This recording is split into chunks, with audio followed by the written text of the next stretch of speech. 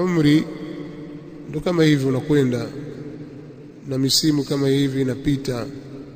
Mtu mwenye akili ni yule ambaye anautumia umri wake vizuri, kwa sababu kila siku zinavyosogea mbele ndivyo unatakiwa uongeze maarifa, yani ujitambue kwamba mimi naelekea kwa Mola wangu. Kama ilipita miaka 10 nyuma, 20 nilikuwa nacheza, sasa sio tena wakati wa kucheza, kwa sababu kuipata hiyo 10 mingine mbele au 20 ni jambo la nadra sana, si jambo la kuelekea guarantee, si jambo la kuelekea guarantee.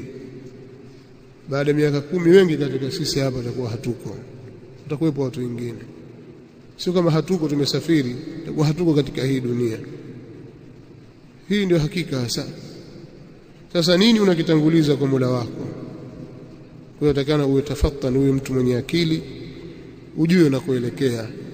Hii ni safari na watu wa kwenye foleni, watu wanaondoka. Tena siku hizi si mmoja mmoja, makundi makundi, watu hufa makundi makundi. Si kwamba mtu mmoja mmoja utasikia huko kuna bwana fulani amefariki huko.